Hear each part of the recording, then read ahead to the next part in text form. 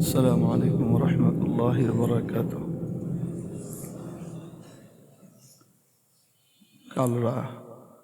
কালকে সকাল থেকে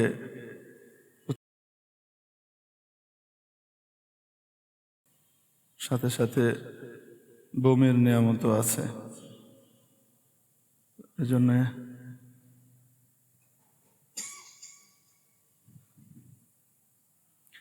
আপনাদেরকে কষ্ট দিয়ে ফেললাম, মাফ চেয়ে নিচ্ছি। সিদ্ধান্ত নিতে পারছিলাম না যে আসলে জুমা পড়াতে পারবো কি পারবো না। শরীরটা খুব খারাপ লাগছিল,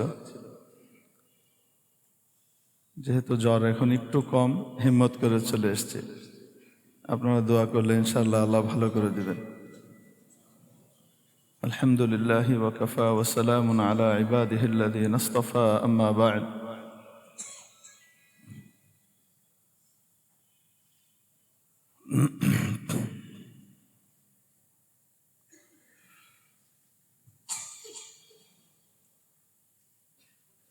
ওয়াজিবুল ইহতিরাম হাদারাত উলামা ইকরাম, আজিজ তালাবা, ধর্মপ্রাণ ধর্মভীরু সর্বস্তরের সম্মানিত মুসল্লিয়ানে আযম, আল্লাহ জাল্লা শানুহু ওয়া আম্মা নওয়ালুহু আমাদেরকে ওনার মহান ঘরে হাজিরি দেবার তৌফিক দান করেছেন। হৃদয়ের গভীর থেকে শুকর আদায় করি আলহামদুলিল্লাহ। প্রিয় উপস্থিতি, মানব জাতির ইতিহাসে যদি বলা হয় সবচেয়ে বিস্ময়কর ঘটনা যেটা মেরাজের ঘটনা ছিল, মেরাজের ঘটনাকে সবচেয়ে বিস্ময়কর ঘটনা বললে অত্যুক্তি হবে বলে মনে হয় না। জীবন্ত একজন মানুষ এক রাতে আসমানের বিশাল ব্যাপ্তি, আরশ, লৌহ, কলম সবকিছু সফর করে চলে এসেছেন। সেখানকার ঘটনাগুলো গভীরভাবে পর্যবেক্ষণ করেছেন, দেখেছেন। বাইতুল মাকদিসে গিয়ে নামাজ আদায় করেছেন, সমস্ত নবীদেরকে নামাজের ইমামত করিয়েছেন। রব্বেদুল জালালের সাথে কথাবার্তা বলে সশরীরে সবচেয়ে দামি বিধান আর নিয়ামত নিয়ে দুনিয়াতে প্রত্যাবর্তন করেছেন। এই সব কিছু মাত্র এক রাতের ভিতরে।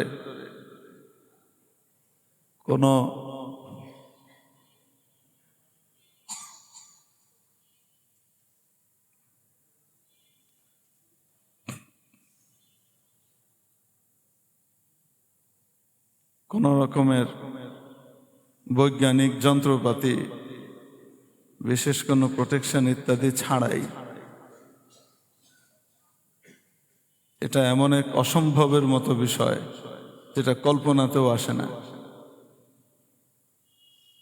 অথচ এই বিস্ময়কর ঘটনা রব্বুল আলামিন আমার আপনার নবীজি প্রিয় হাবিব সাল্লাল্লাহু আলাইহি ওয়াসাল্লামের সাথে ঘটিয়েছেন, একমাত্র একজনের সাথেই।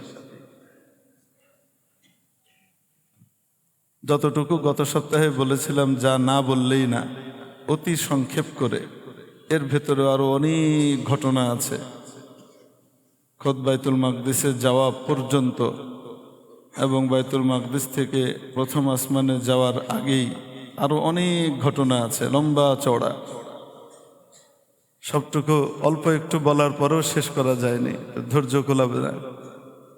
আর একই ঘটনা যদি 3 সপ্তাহ 4 সপ্তাহ যাবৎ চলতে থাকে একটু একটু একটু একটু করে, তাহলেও সূত্র বিচ্ছিন্নতার কারণে কেউ কোনো এক জমাতে ছিলেন না, তো তার পেরেশানির কারণ হয়ে যাবে। এজন্য চেষ্টা করেছিলাম এক জমাতেই যেন শেষ করা যায়, আসলে শেষ করা যায়নি। তো আমরা 7ম আসমানে পৌঁছেছিলাম নবী পাক সাল্লাল্লাহু আলাইহি সাল্লামের বর্ণনার দিক থেকে। সেখানে হযরত সাইয়্যিদুনা ইব্রাহিম আলাইহিস সালামের সাথে দেখা হলো এবং উনি অভিবাদন জানিয়ে প্রিয় সন্তানকে বরণ করে নিলেন। তারপর বলেন যে ওখান থেকে আমাকে সিদরাতুল মুনতাহায় নিয়ে যাওয়া হলো। অন্য রিওয়ায়াতে এসেছে আমাকে 7ম আসমানের ছাদে নিয়ে যাওয়া হলো। সুবহানাল্লাহ। আসমানেরও আবার ছাদ হয়। আসমানের জমিনও হয়, আসমানের আবার ছাদও হয়। এটা কি কল্পনা করেছি কখনো? সেই ছাদটা এই যে 15 ফুটি ছাদ না, আমার আপনার বাসার 11 ফুটি ছাদ না, এটা কত উঁচু ছাদ আল্লাহই ভালো জানে। এবং সেখানে নেওয়ার পরে সিদরাতুল মুনতাহা তে পৌঁছানো হলো। রাসূল সাল্লাল্লাহু আলাইহি সাল্লাম তার বিবরণ দিতে গিয়ে বলেছিলেন,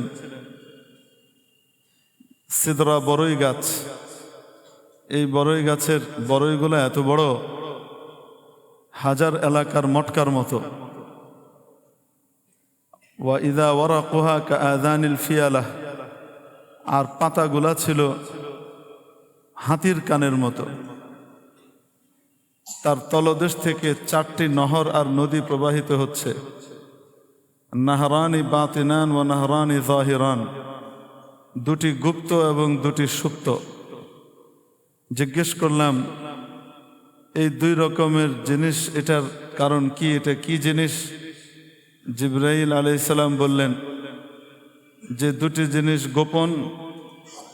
নদী যেটা আপনাকে দেখানো হচ্ছে অন্য কেউ দেখতে পাচ্ছে না। গুপ্ত আর সুপ্তের অর্থ হলো উনি দেখতে পাচ্ছেন কিন্তু অন্য কেউ দেখতে পাচ্ছে না। মাঝে মাঝে আছে না যে এক্সরে ফিল্ম চোখে লাগালে সাধারণ 2D ছবি 3D লাগে দেখতে, অনেক সময় এমন হয়। তো যেটা ওই চোখে লাগায় তো তখন সেটা বুঝতে পারে, না লাগালে বোঝা যায় না।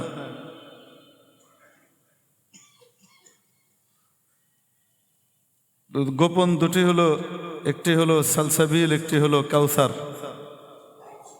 অন্য রিওয়ায়াতে আছে উৎস একটি, তার নাম সালসাবিল, আর এখান থেকে 2টি ভাগ হয়েছে, 2টি শাখা। একটি শাখার নাম কাউসার, যেটি এককভাবে নবীজিকে দেয়া হয়েছে, আরেকটির নাম রহমত। এক বড় নদী থেকে 2 নদী হয়ে যাওয়া, এটা তো অহরহ আমরা চোখে দেখি। 2 কেন, এক উৎস থেকে 3-4 নদীও হয়ে যায় পরবর্তীতে গিয়ে। রাসূল পাক সাল্লাল্লাহু আলাইহি ওয়াসাল্লাম বিবরণ দেন যে কাউসারের তলদেশ দেখলাম জবরজদ, জামরুদ, ইয়াকুত পাথরে তৈরি, দামি পাথরে তৈরি তার তলদেশ, মাটি না। তার উপর দিয়ে যে তরল প্রবাহিত হচ্ছে তা দুধের চেয়ে অধিক সফেদ। আমি ওখান থেকে একটু খেয়ে দেখলাম, দেখি মধুর চেয়ে মিষ্টি, কস্তুরীর চেয়েও অধিক সুঘ্রাণযুক্ত।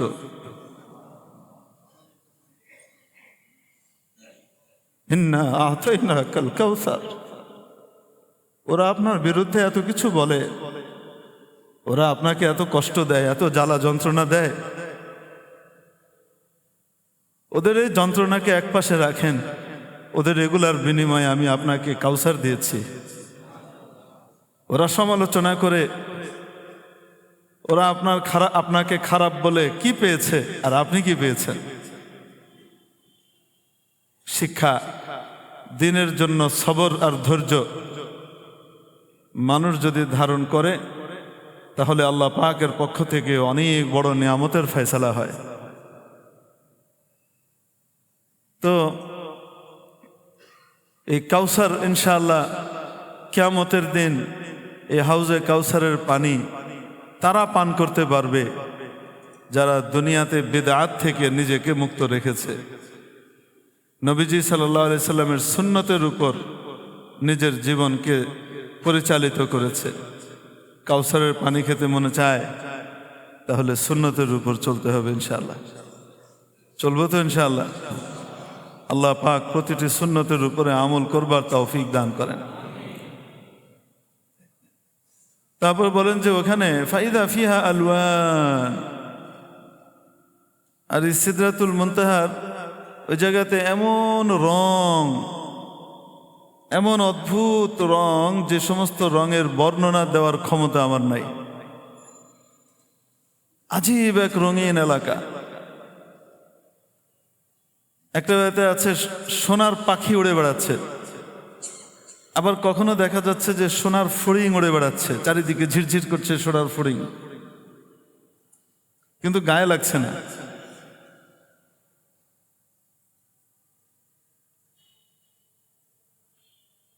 এরপর আমার কাছে বাইতুল মামুর সামনে আনা হলো। বাইতুল মামুর দেখলাম, যেখানে জিবরিল আলাইহিস সালাম বললেন প্রতিদিন 70,000 ফেরেশতা এখানে নামাজ পড়ে, এবং সৃষ্টির সূচনা লগ্ন থেকে এই নামাজের পর্ব চলছে। যে ফেরেশতা একদিন পড়েছেন তিনি আর দ্বিতীয়বার এখনো বাড়ি পাননি, এখনো দ্বিতীয়বার তার সুযোগ আসেনি, কারণ এখনো ফেরেশতার সিলসিলা শেষ হয়নি, চলছে।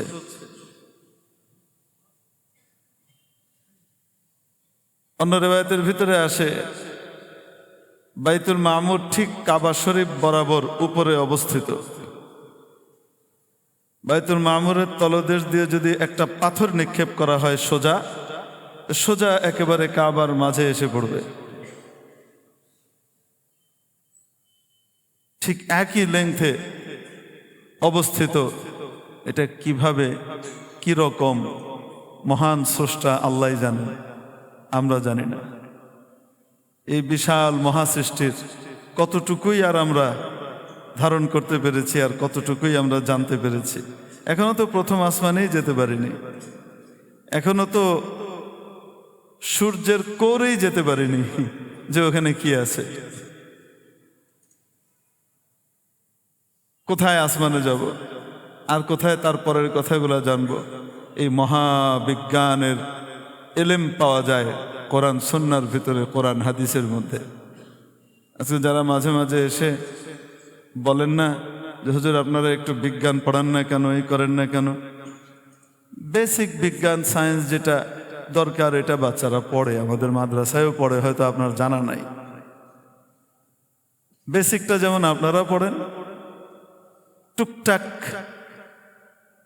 তারপরে তো সায়েন্স নিয়ে যারা আলাদা পড়ে ক্লাস 8-এর পর থেকে, তারা বিশদভাবে পড়তে থাকে ধীরে ধীরে ধীরে ধীরে, অতটুকু বেসিক বাচ্চারাও পড়ে। কিন্তু যাদের ধারণা যে কোরআন হাদিস শেখার কারণে বিজ্ঞানের এলেম তার কাছে নাই, তাকে জিজ্ঞেস করেন এক মেরাজের হাদিসের সমকক্ষ গোটা পৃথিবীর কোনো বিজ্ঞানীর তত্ত্ব হতে পারে কিনা। এক মেরাজের হাদিস, হাদিসের বিশাল ভান্ডার বাদ, অন্য চ্যাপ্টার বাদই দিলাম, শুধু এক মেরাজের যে বিবরণ সম্বলিত হাদিস আছে বা কোরআনে কারিমের বর্ণনা আছে, এই বিজ্ঞানের সমকক্ষ পৃথিবীর সমস্ত বিজ্ঞানকে একত্রিত করলেও এর ধারে কাছে আসবে কিনা, এই সংবাদ কে দিবে? এই সংবাদ তো মহান রব্বুল আলামিন, মহাবিজ্ঞানী আল্লাহ ইয়াসিন ওয়াল কোরআনিল হাকিম, তিনি নাজিল করে দিয়েছেন। আর নবীজির মাধ্যমে মহাবিজ্ঞান উম্মত লাভ করছে, ধারণ করছে। উম্মতের একজন সাধারণ ঠেলাওয়ালা, উম্মতের একজন সাধারণ সবজি বিক্রেতা, উম্মতের একজন ভিক্ষুকও, মহাজ্ঞানীদের কথা বাদই দিলাম, তারাও এই মহাবিজ্ঞানের আলোচনা শ্রবণ করছে আল্লাহ রব্বুল আলমিনের প্রদত্ত এই মহাবিজ্ঞানের বিবরণের কারণে, নবীজির কারণে। আল্লাহ পাক আমাদেরকে সহি বুঝ দান করেন।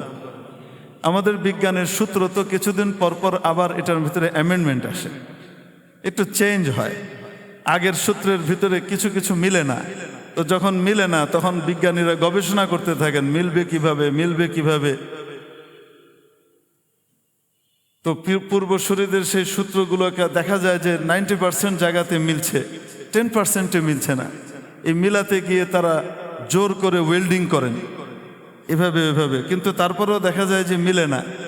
তো যখন মিলে না তখন গবেষণা করে দেখা যায় যে সূত্রের ভিতরে আরেকটু কিছু যোগ হবে, বা এই সূত্রতে আরেকটু কিছু বিয়োগ হবে, এটা হুবহু সূত্রটা এরকম হবে না, সূত্র আরও একটা আছে। এরকম কিছুদিন পরপর পরিবর্তন আমাদের দুনিয়ার বিজ্ঞানে আসে কি আসে না? আসে। এভাবে আস্তে আস্তে এক সময় সে চূড়ান্ত পর্যায়ে যাবে। যখন চূড়ান্ত পর্যায়ে যাবে, কোরআন সুন্নাহর বিধানের সাথে সাংঘর্ষিক কোনো কিছু বিজ্ঞানের থাকবে না। বিজ্ঞানের যে ডিসিশনের সাথে কোরআন আর সুন্নাহর বিরোধ দেখা দেয়, বুঝতে হবে বিজ্ঞান সেই জায়গাতে এখনো চূড়ান্ত সঠিক সিদ্ধান্তে পৌঁছেনি, এখনো গবেষণার পর্যায়েই আছে। যখন পৌঁছবে তখন কোরআনের সাথে সুন্নাহর সাথে সাংঘর্ষিক হওয়ার কোনো সুযোগই নাই, কারণ এই বিজ্ঞানের স্রষ্টাও কে? আল্লাহ। আর এই মহাবিজ্ঞান দিয়ে নাজিল করেছেন কোরআন, তিনিও কে? আল্লাহ। একই উৎসের মধ্যে কখনোই সংঘর্ষ হতে পারে না। মেরে মুহতারাম দোস্ত, রাসূল পাক সাল্লাল্লাহু আলাইহি সাল্লাম বলেন যে ওখান থেকে আমাকে তারপরে আরেকটু উপরে উঠানো হলো এবং বুরাকের পালা শেষ হলো। বুরাক থেমে গেল। উপর মহল থেকে আসলো বিশেষ এক সিংহাসন, এক আসন, সবুজ রঙের এক আসন আসলো, এক চেয়ারের মতো জিনিস। নাম হলো রফরফ। রফরফ পাঠানো হলো আরশে আজিমের এরিয়া থেকে রাসূলুল্লাহ সাল্লাল্লাহু আলাইহি সাল্লামকে বরণ করে নেবার জন্য। জিবরিল আলাইহিস সালাম বললেন, আমার সীমানা তো শেষ। এবং এক ফেরেশতা ওই পার থেকে এই পারে আসলেন নবীজিকে নেবার জন্য। জিবরিল আলাইহিস সালাম বললেন, মুহাম্মদ, আমার জন্মের পর থেকে এই পর্যন্ত এই ফেরেশতাকে আমি কোনোদিন দেখি নাই, অথচ মর্যাদায় আমি তারও উপরে। মর্যাদার দিক থেকে আমি এই ফেরেশতারও উপরে, আল্লাহর নৈকট্যের দিক থেকে আমি তার চাইতেও অনেক বেশি। কিন্তু আল্লাহ তাআলা আমাকে ওই এরিয়াতে যাবার সুযোগ দেন নাই। তাকে ওই এরিয়ার দায়িত্ব দিয়ে রাখা হয়েছে, সে ওই এরিয়ার জন্য তৈরি। এই প্রথম তাকে আমি দেখলাম। নবীজি সাল্লাল্লাহু আলাইহি সাল্লামকে ওই ফেরেশতা বরণ করে রফরফে উঠালেন। এক riwayat-এর ভিতরে আসে, নবীজি বলেন, আমাকে বিশেষ নূর দ্বারা শক্তিশালী করা হতে থাকলো। এই যে ইউরেনিয়াম আছে না, অ্যাটম বোমা যে তৈরি করে, ইউরেনিয়াম থাকলেই কিন্তু ধুমাধুম আপনি অ্যাটমিক পাওয়ার তৈরি করে ওটাকে ওয়ারহেড লাগাই দিতে পারবেন, বোমা তৈরি হয়ে যাবে, তা না। কিন্তু ওটাকে কিন্তু দীর্ঘ সময় ধরে কি করতে হয়? প্রক্রিয়াজাত করা লাগে। দীর্ঘ সময়ে ওইটার ভিতর থেকে কি কি বের করা লাগে, তারপর গিয়ে সেটা প্রচণ্ড শক্তিতে গিয়ে পৌঁছে। তো নবীজি সাল্লাল্লাহু আলাইহি সাল্লামকে যেহেতু এমন এক এরিয়াতে নেওয়া হবে, যে এরিয়াতে শুধু নূর আর নূর, শুধু নূর না, শুধু নূর না, এমন তাজাল্লি এবং জালালি নূর, তাজাল্লিপূর্ণ নূর, যে নূরের বিবরণ দেওয়ার ক্ষমতা কারো নাই, এত তেজস্বিকতা তার ভেতরে। তো আমাকে নূর দ্বারা বিশেষভাবে শক্তিশালী করা হলো। তারপর আমাকে ৭০,০০০ পর্দা পার করা হলো। কয়টা পর্দা? একটা না, প্রতিটা পর্দা পার হওয়ার পরে বলছেন যে একটা পর্দার সাথে আরেক পর্দার কোনো মিল নাই। এক পর্দার সাথে আরেক পর্দা, দুটোর মাঝখানে কোনো মিল নাই। এক একটা এক এক স্তরের। ৭০,০০০ পর্দা পার করে তারপর আমাকে নিয়ে যাওয়া হলো আরশে আজিমে। তো যখন আমি পর্দাগুলো পার হচ্ছি, ওই সময় আমি এক ফেরেশতার আওয়াজ শুনলাম, যে ফেরেশতা আমার সাথে কথা বলছেন আবু বকরের ভাষায়, আবু বকরের স্বরে। আমি সেখানে বিস্মিত হলাম দুটি বিষয়ে। এক হলো, আবু বকর আমার আগে এখানে চলে এসছে, আমি এখানে আসার আগে আবু বকর কেমনে আসলো? আমারও উপর থেকে আবু বকর আমার সাথে কথা বলতেছে।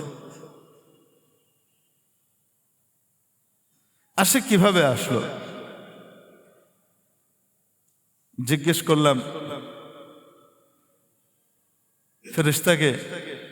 ফেরেশতা বলছেন, আপনাকে আল্লাহ পাক মেরাজে আনবেন, এই বিশাল এরিয়া পার হতে হবে।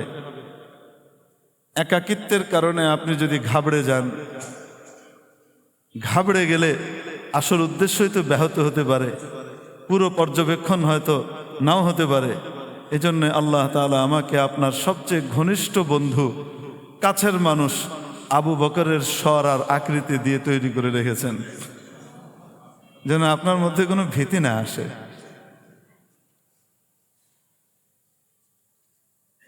তারপরে নিয়ে যাওয়া হলো আরশে আজিমে।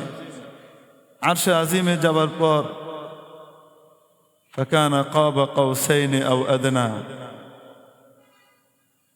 একটি ধনুকের যে ছিলা থাকে, তীর মারার জন্য যে ধনুক ব্যবহার হয়, যেহেতু এখন তীর ধনুকের যুগ না, তাই ছিলা কাকে বলে, এটা ধনুক কাকে বলে, ছিলা কাকে বলে, এটা একটু বিবরণ দিতেই হবে। আপনারা দেখেছেন এরকম বাঁকা কাঠ, তার দুই মাথা একটা শক্ত তার দিয়ে, দড়ি দিয়ে, রশি দিয়ে বাঁধা থাকে। বাঁধার কারণে এটা এরকম হয়ে থাকে। তীরটা মারার জন্য এই ছিলার ভিতরে, এই যে দড়িটা ছিলা বলে, এটার মাঝখানে তীরের গোড়া রেখে ধনুকটাকে আরেক হাতে ধরে এইভাবে টানতে হয়। যখন টানা হয় তো ধনুকের দুই মাথা এইভাবে বাঁকতে থাকে, বেঁকে আসতে থাকে। যত কাছে আসে ধনুক তত বাঁকে, এবং যত বাঁকে তীরের ভিতরে শক্তি আর গতি তত বেশি সঞ্চারিত হয়। কিন্তু এই বাঁকানোরও একটা পর্যায় আছে, এর চেয়ে বেশি বাঁকাতে গেলে ধনুক ভেঙে যাবে, ধনুকই থাকবে না। তো দুই মাথা কাছাকাছি আসার, সবচেয়ে কাছাকাছি যতটুকু আসতে পারে, এর চেয়ে বেশি আর কাছাকাছি আসা যায় না। আরবি ভাষায় এই বাগধারা হলো এই কাবা কাউসাইনি আও আদনা, এটা একটা বাগধারা। দুটি ভিন্ন জিনিস সর্বোচ্চ নিকটে আসার যে জায়গা, ওই সবচেয়ে নিকটে আসার বিষয়টিকে বোঝাবার জন্য কি বলা হয়? কাবা কাউসাইনি আও আদনা। ধনুকের দুই মাথা কাছে চলে আসলো, বা তার চেয়েও বেশি কাছে। আল্লাহ তাআলা বলছেন এত কাছে আসলো, ধনুকের দুই মাথা কাছে আসলে যতটুকু আসতে পারে, আল্লাহ বলেন তার চেয়েও কাছে, এত কাছাকাছি হয়ে গেলেন। দুই মাথা বোঝানো হলো কেন? একজন খালেক, একজন মাখলুক, একজন স্রষ্টা আর একজন সৃষ্টি। হ্যাঁ, স্রষ্টা এই সৃষ্টিকে সবচেয়ে প্রিয় বানিয়েছেন, তারপরেও সৃষ্টি, তিনি স্রষ্টা নন। সৃষ্টির মধ্যে স্রষ্টার গুণাবলী ফিট করা যাবে না। যেই গুণ শুধু স্রষ্টার জন্য প্রযোজ্য, সেই গুণ, সেই বৈশিষ্ট্য কোনো সৃষ্টির জন্য প্রয়োগ করার কোনো সুযোগ নাই, করলে শিরক হয়ে যাবে। হাজের নাজের এই গুণ একমাত্র কার? আল্লাহর।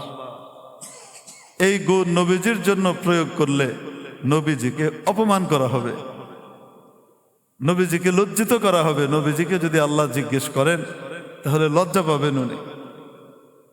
যেমন কিয়ামতের দিন আল্লাহ তাআলা খ্রিস্টানদেরকে সামনে নিয়ে, যারা হযরত ঈসা আলাইহিস সালামকে আল্লাহর বেটা বলতো, আল্লাহর পর্যায়ে নিয়ে গিয়েছিল।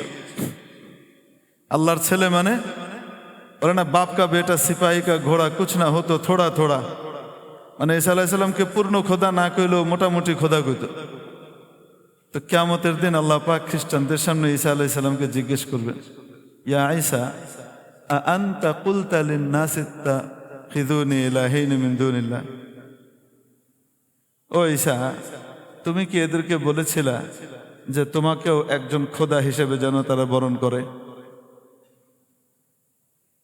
ঈসা আলাইহিস সালাম তো বলে যান নাই।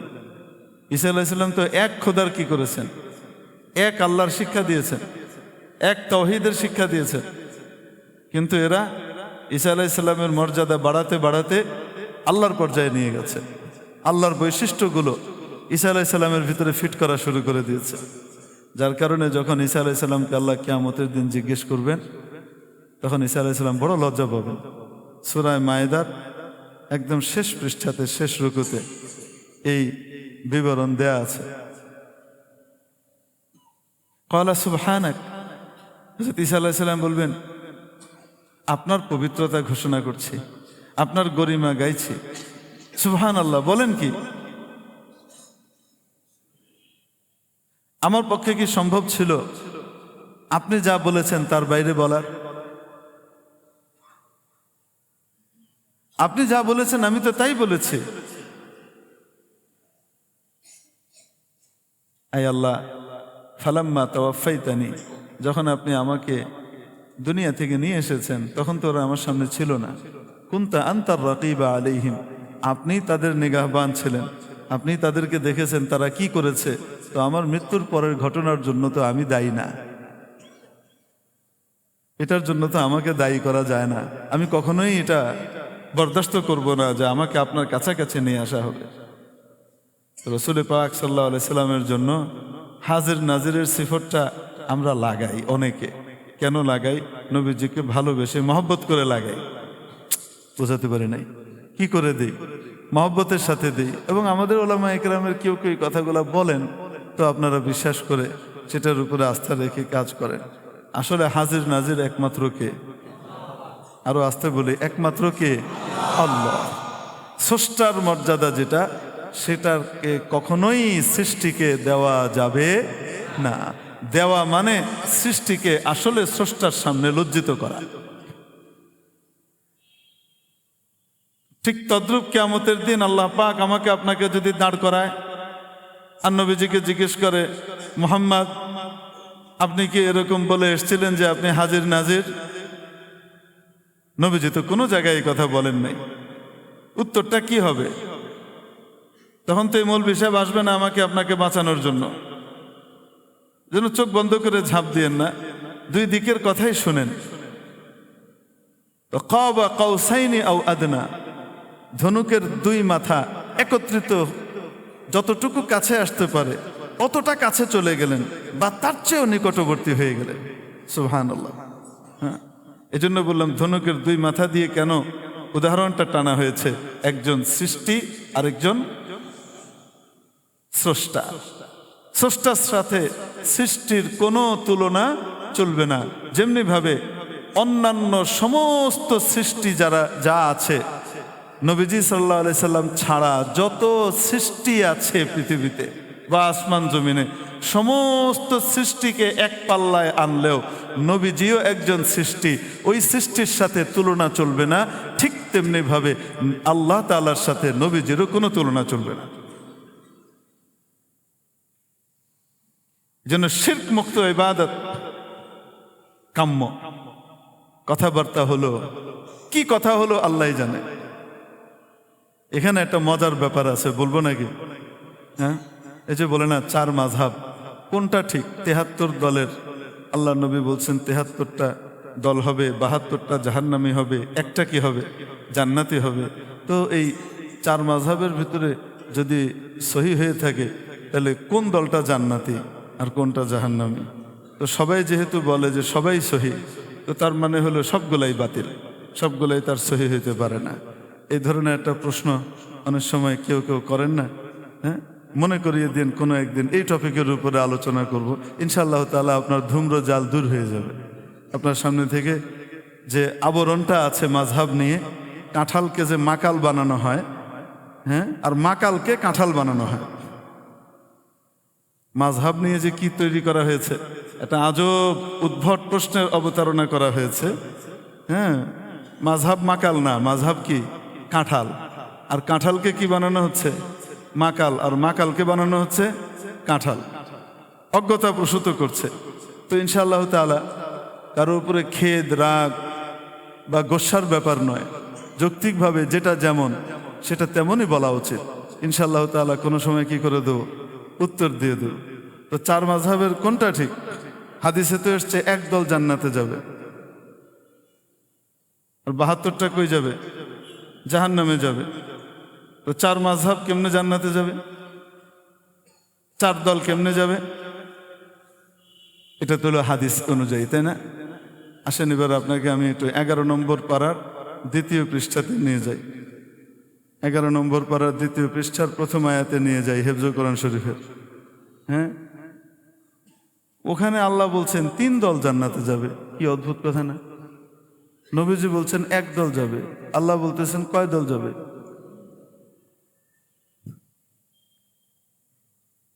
প্রশ্নটা দিয়ে রাখলাম আপনার সামনে।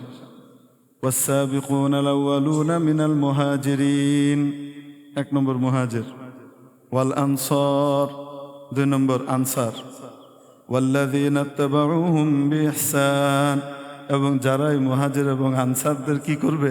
যথাযথভাবে অনুসরণ করবে কিয়ামত পর্যন্ত। আল্লাহ কবুল করেন আমাদেরকে। হ্যাঁ, মুহাজির এবং আনসারদের অনুসরণ করবার তৌফিক আল্লাহ আমাদেরকে দান করেন। হ্যাঁ, অনুসারী হওয়ার তৌফিক দান করেন। দল হলো কয়টা?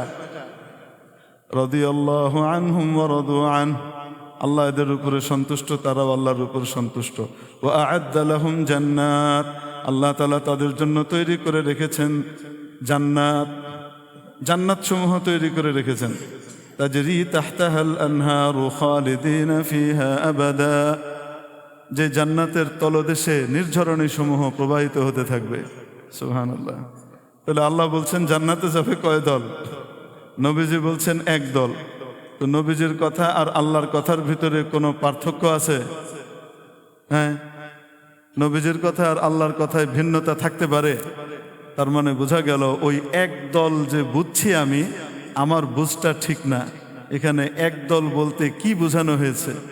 যার মধ্যে মৌলিক কিছু বৈশিষ্ট্য থাকবে, সেই বৈশিষ্ট্যধারীরা যেই নামেই নামকরণ করুক না কেন, কর্মপন্থার দিক থেকে তারা যদি ভিন্নও হয়, কিন্তু মৌলিক বৈশিষ্ট্য যদি ওইগুলো থাকে, তাহলে তারা সকলে 1 দল।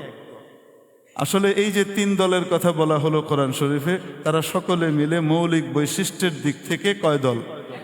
1 দল। কর্মপন্থার কারণে ভিন্ন।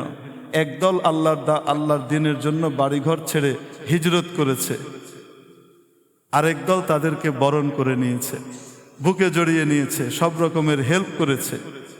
কর্মপন্থা ভিন্ন, কিন্তু মৌলিক বিষয় এক। সেই মৌলিক বিষয়গুলো কি ইনশাআল্লাহ তাআলা কোনো দিন তৌফিক দিলে আল্লাহ বলবো না, তো তখন বুঝে এসে যাবে যে 4 মাযহাবই সহি, কোনো মাযহাবই কি নয়, গলত নয়। যারা বলেন এই ধরনের উল্টোপাল্টা কথা, তাদের উস্তাদরা মক্কা মদিনার সবচেয়ে শীর্ষস্থানীয় আলেম ওলামারা ঠিক ওই কথাটাই বলেন, যে কথাটা আপনার হুজুর এখানে বসে বলতেছেন। আল মাযাহিবুল আরবা হক, আদর শেখ ওসাইমিন রহমতুল্লাহ আলাইহির বক্তব্য পরিষ্কারভাবে আছে। শেখ সালেহ আল ফাউজান দামাত বারাকাতুহুম হাফিজাহুল্লাহ, সৌদি আরবের সবচেয়ে বড় আলেম বলা হয় ওনাকে, সবচেয়ে বড় আলেম। এবং ওখানকে ওলামা ইকরামও মানেন যে ওনার মতো আলেম পাওয়া মুশকিল। ওনার সরাসরি বক্তব্য আছে একেবারে। ওনাকে এই ধরনের কেউ জিজ্ঞেস করেছে মাযহাব নিয়ে, উনি একদম টাইট করে বলেছেন।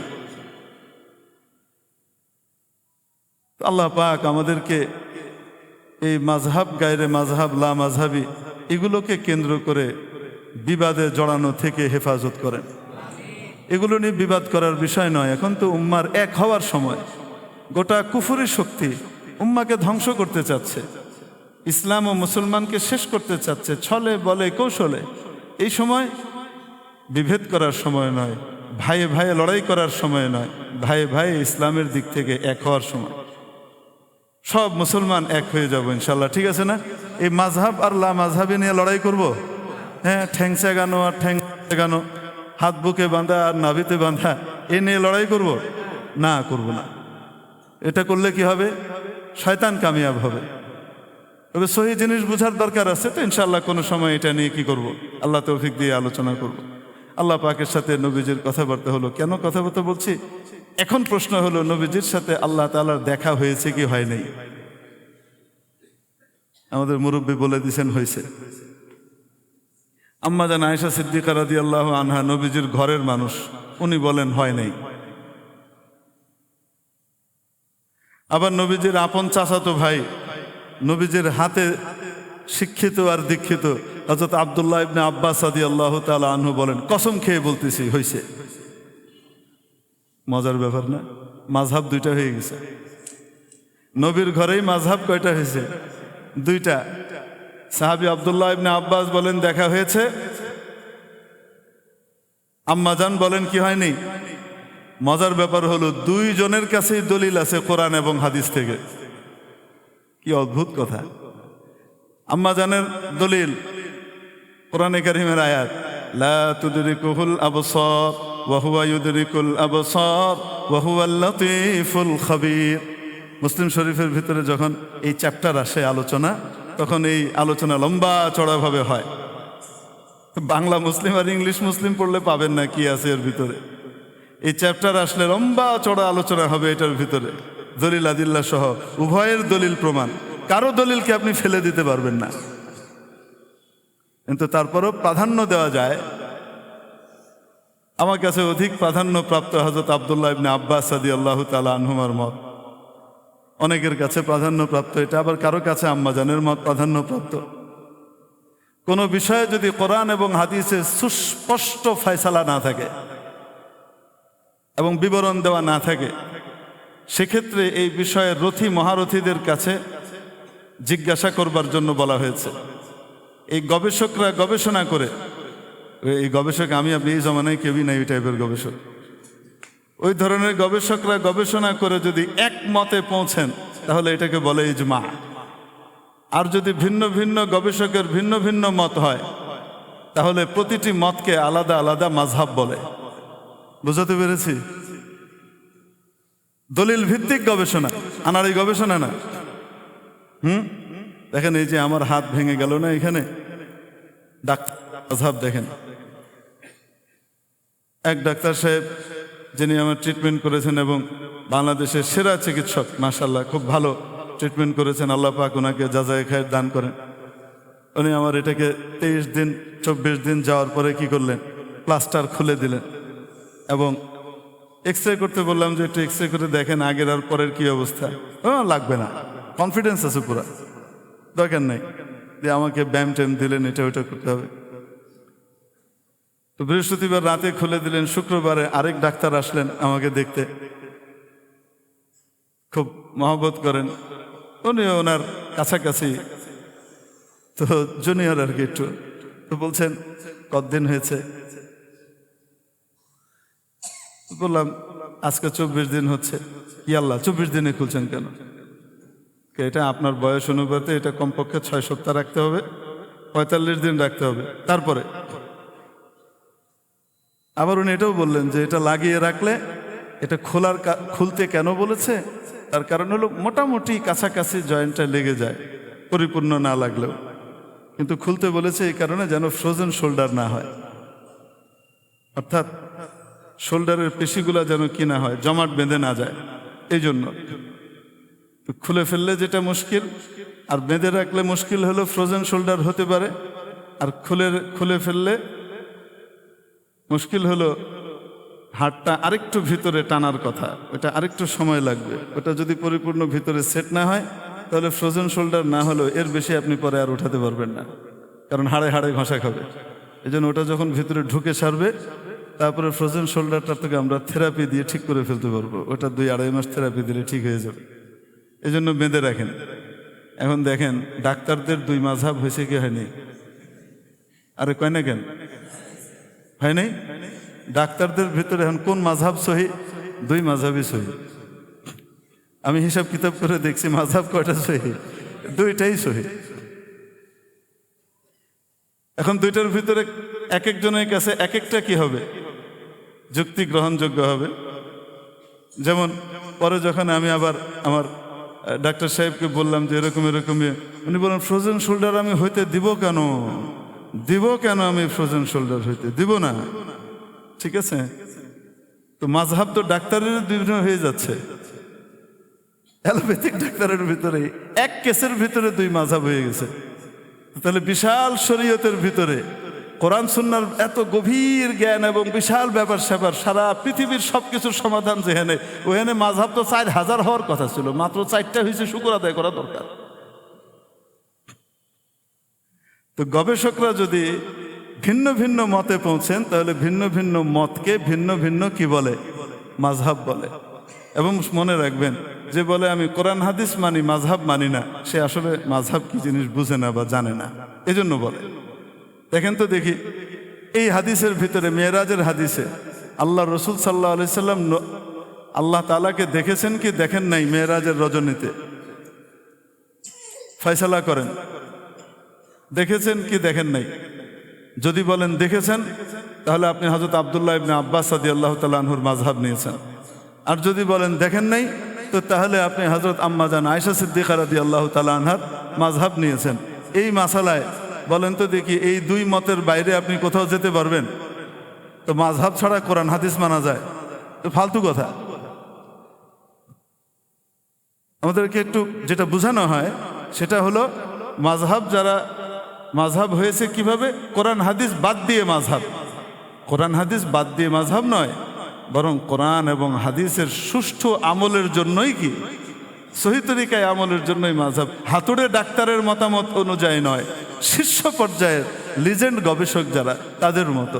দেখেন, আল্লাহ রব্বুল আলামিন দুনিয়াতে প্রত্যেকটা সাবজেক্টের জন্য লিজেন্ড তৈরি করেন। এমন কিছু মানুষ তৈরি করেন যাদের প্যারালাল অন্যরা হইতে পারে না, হাজার চাইলেও হবে না। হাজার চাইলেও আরেকটা নিউটন আপনি আনতে পারবেন না। আমাদের সারা বাংলাদেশ সব বিজ্ঞানীরা মিলে একজন নিউটন পাবেন আপনি? একজন আইনস্টাইন আপনি পাবেন?